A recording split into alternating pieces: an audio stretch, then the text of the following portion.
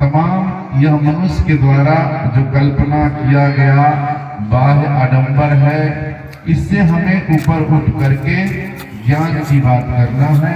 जो ज्ञान न हमें पानी पत्थर पहाड़ में मिलने वाला है, न तीर्थ व्रत में मिलने वाला है।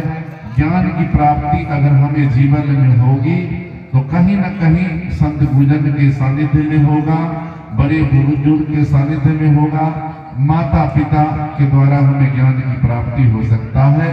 तो जब तक हम ज्ञान नहीं है तब तक हमारा जीवन अधूरा है। तो ज्ञान, भौतिक ज्ञान तो हम भौतिक स्कूल में जा करके, विद्यालय, विश्वविद्यालय, यूनिवर्सिटी में जा करके हम लोग ज्ञान को अर्जन कर सकते हैं, और ज्ञान अर्जन करने के बावजूद भौतिक सुख सुविधा को हम बटोर सकते हैं, लेकिन इसमें हमें शांति नहीं मिलेगा। इसमें हमें उद्धार और सुधार का मार्ग नहीं मिलेगा।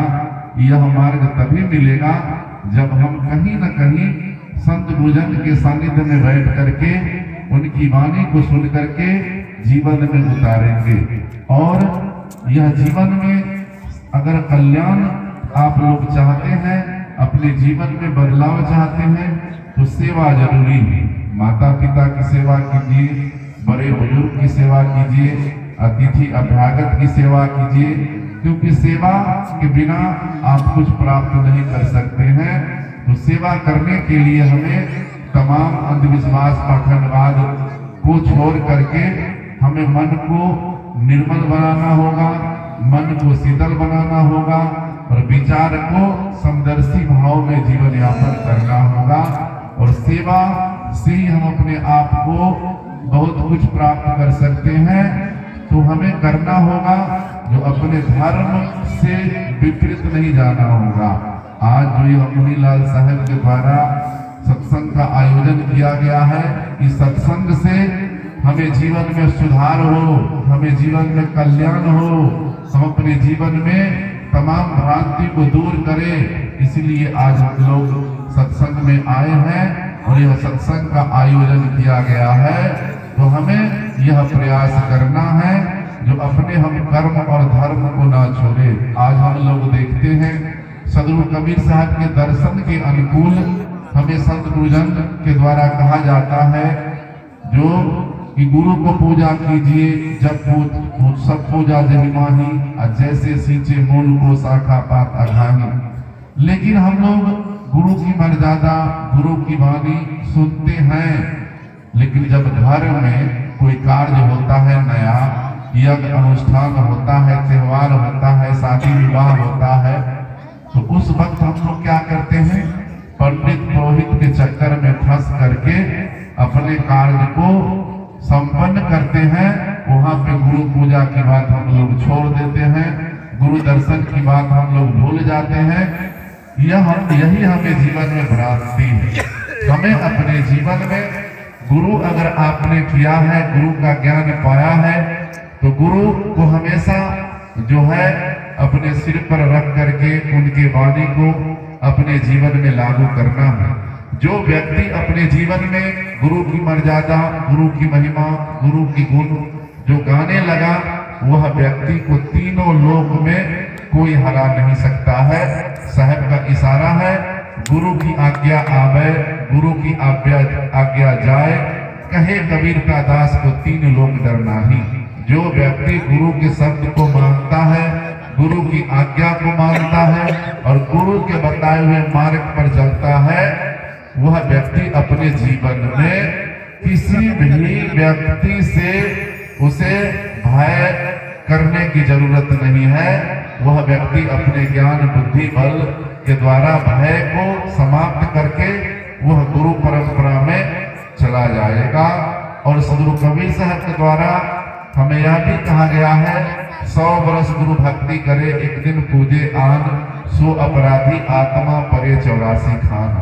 अगर आप जीवन भर साधु का सेवा किए, माता पिता का सेवा किए, घर में आप सत्संग भंडारा का आयोजन रखे, अगर एक दिन अगर आपने अपने घर में पंडित पुरोहित के चक्कर में फंस गए, पानी पत्थर पहाड़ के चक्कर में फंस गए, जो खास करके कबीर पंथ के लोग हैं, उनके लिए जो है बहुत हानि की बात है।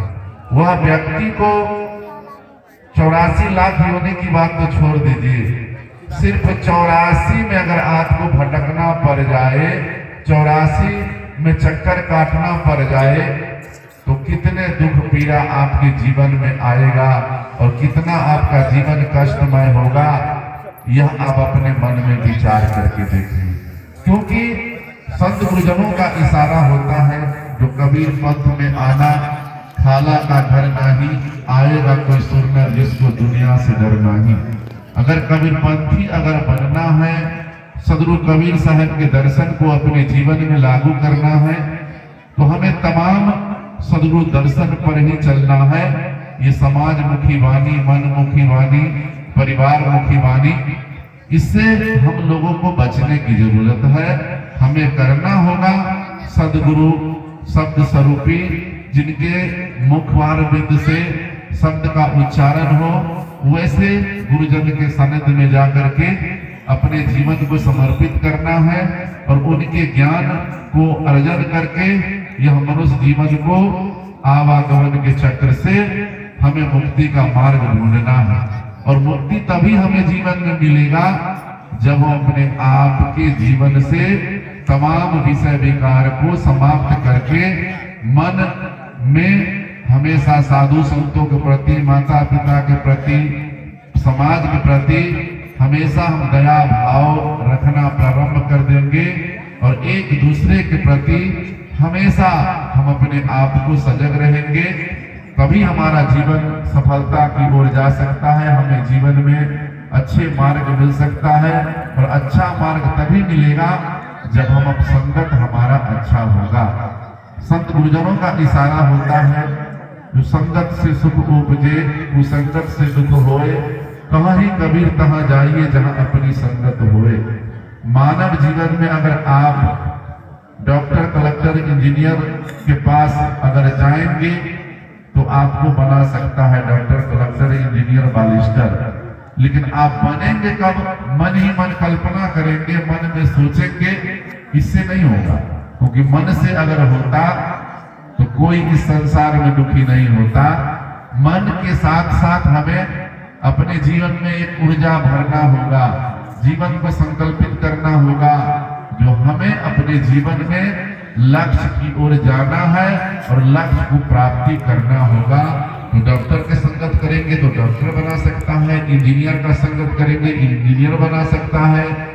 आपको बनना क्या है, करना क्या है, ये आपको दिशा निर्देश और दिशा आपको खुद चुनना है।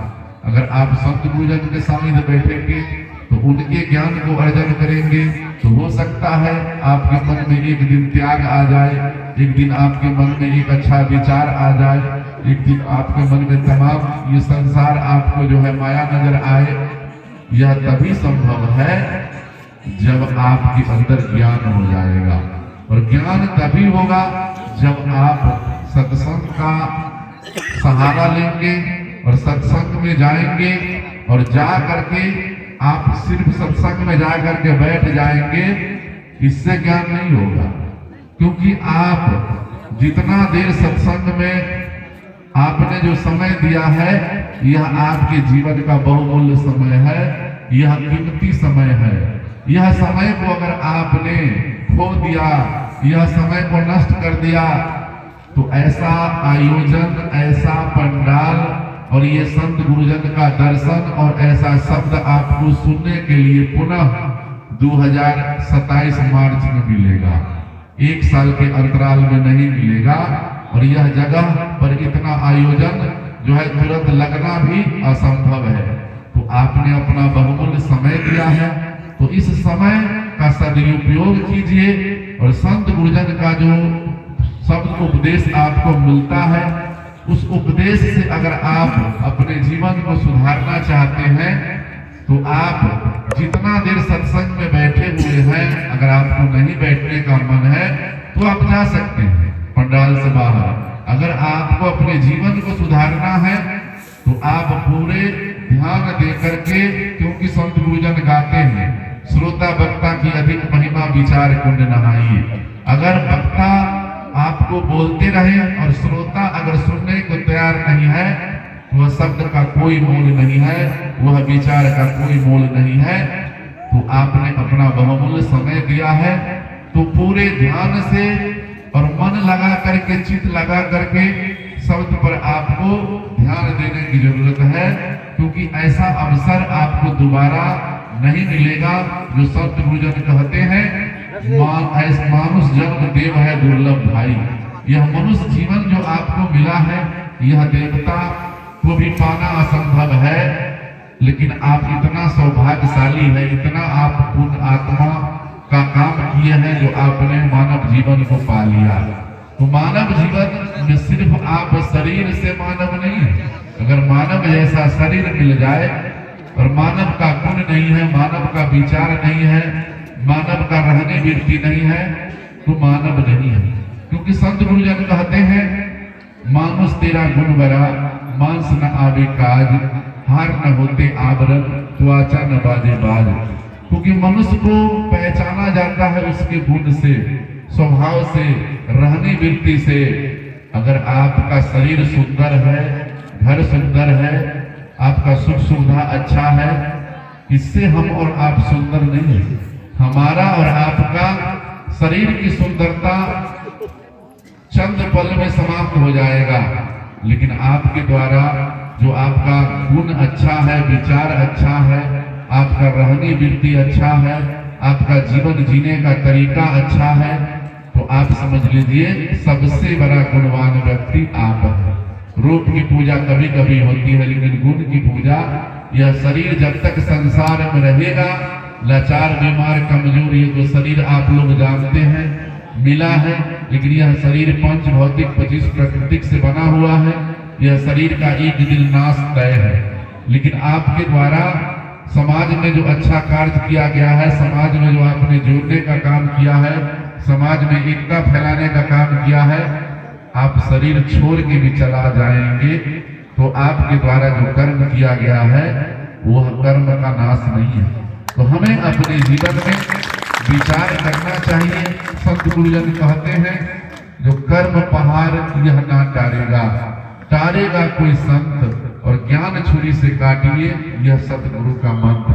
अगर आप अपने जीवन में संत गुरुजन की वाणी को अपना करके आप अगर जीवन को अच्छा बनाना चाहते हैं, तो आपको कहीं न कहीं सत्संग का सहारा लेना पड़ेगा, और सत्संग से ही आपको बदलने का, सुधरने का मौका मिल सकता है।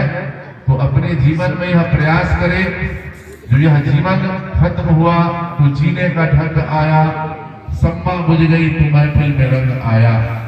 यह जीवन जब तक है, इस शरीर के अंदर बोलने वाला जीव आत्मा है, तब तक यह शरीर से आप सेवा कर सकते हैं दोनों हाथ से। अपने कान से आप संत गुरुजन के द्वारा अच्छे अच्छे शब्द का कान में आपका ध्वनि जाएगा, तो वह ध्वनि से क्या होगा, जो आपके अंतर आत्मा में एक नया ऊर्जा मिलेगा। शब्द सुनेंगे तो यह आंख जो आपको मिला है, संत गुरुजन के दर्शन मात्र पाने के लिए, अच्छे कार्य को करने के लिए, लेकिन यह आंख से हम और आप जो है संत गुरुजन का दर्शन न करने के पश्चात हम लोग चलचित्र, नाना प्रकार के, यह जो है नाच, सर्कस, सिनेमा, ये दुनियादारी में फंस करके यह नयन को भी हम लोग निरर्थक गंवा देते हैं। ये आपको जो संत परमात्मा के द्वारा दो पैर मिला है, यह पैर इसलिए मिला है जो हम चल के यह पैर से जहाँ सत्संग हो, संत गुरुजनों का सानिध्य हो, वहां पे जाने के लिए। लेकिन हम लोग जब समय रहता है तो समय पर हम लोग न सत्संग करते हैं, न भजन करते हैं, न सेवा करते हैं, न दीन दुखियों पर दया करते हैं। जब यह शरीर लाचार, कमजोर, बीमार हो जाता है, तो आपके मन में सत्संग की वाणी याद आ रहा है, सेवा आपके मन में याद आ रहा है, लेकिन आपने जीवन में किया ही नहीं, यह जीवन लीला आपका समाप्त हो गया। उस वक्त अगर आप सत्संग करना चाहेंगे, सत्संग सुनना चाहेंगे, तो आप सुन नहीं पाएंगे, क्योंकि अवस्था गिरने के बाद न आपका कान से ज्यादा सुनाई देता है, न आंख से ज्यादा आप देख सकते हैं, न ये 2 पैर हाथ से आप सेवा कर सकते हैं। यह सब तभी संभव है जब आपका शरीर निरोग है, रोग मुक्त है और आपके अंदर ऊर्जा शक्ति बढ़ा हुआ है सेवा के लिए, सत्संग के लिए, संत गुरुजन की वाणी को सुनने के लिए। ये तभी संभव है जब आप नित्य करेंगे, रोज करने का प्रयास करेंगे, तब आपके जीवन में हो सकता है। बहुत प्रयास करने के बाद, बहुत मेहनत करने के बाद आपके मन में थोड़ा भक्ति आ जाए, थोड़ा सेवा आ जाए, थोड़ा त्याग वैराग आ जाए, यह प्रयास करने के बाद आपके जीवन में आ सकता है। जो संत गुरुजन कहते हैं, करत करत अभ्यास की जन्मति होत सुजान, रसरी आवत जात है सिर पर पड़े निशान। जिस प्रकार कुएं में रसरी पानी निकालते निकालते उसका जो कुआं जो है पत्थर वह भी घिस जाता है, उसी प्रकार हम लोग अगर संत गुरुजन की वाणी को सुन करके अपने जीवन में स्मरण करना प्रारंभ करेंगे, अपने जीवन में उतारने का कार्य करना प्रारंभ करेंगे, तो हो सकता है एक दिन हम अपने प्रयास से अपनी मंजिल को प्राप्त कर सकते हैं। एक दिन हम संत बन सकते हैं, एक दिन परमहंस बन सकते हैं अपने ज्ञान के द्वारा। जिस प्रकार हम लोग अपने बच्चे को भौतिक शिक्षा देते हैं तो पहले पहला, दूसरा, तीसरा, चौथा, पांचवा में जाने के पश्चात एक दिन उसका एक लक्ष्य निर्धारण हो जाता है, जो हमें पढ़ लिख करके डॉक्टर बनना है, इंजीनियर बनना है, मास्टर बनना है, अपने रास्ते को तय करता है। उसी प्रकार हम लोगों के जीवन में एक दिन अगर ज्ञान अर्जन हो जाएगा तो अपने ज्ञान के द्वारा एक नया दिशा लागू कर सकते हैं, समाज को एक नया उन्नति की ओर ले जा सकते हैं। इसके लिए सबसे पहले हमें अपनों को करना होगा और अपने मन से प्रेरणा और अपने मन से यह भाव उपजाना होगा। तो ये आप पर निर्भर करता है। और जब तक हम और आप मनुष्य जीवन में हैं तो मनुष्य एक दूसरे के सुख दुख का सहयोगी होता है, लेकिन हम और आज देख रहे हैं भाई भाई में मतलब सहयोगी नहीं बन पाता है, पिता पुत्र में भेदभाव है।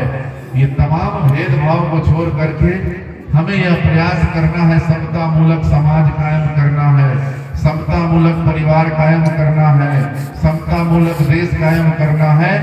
यह तभी संभव है जब हम जाति पाति छुआछूत ऊंच नीच भेदभाव को छोड़ करके समदृष्टि का भाव हमें लाना होगा। क्योंकि कोई इस संसार में जो है ऊंच नीच नहीं होता है, मनुष्य अपने कर्म से बड़ा या छोटा बनता है, लेकिन यह संसार में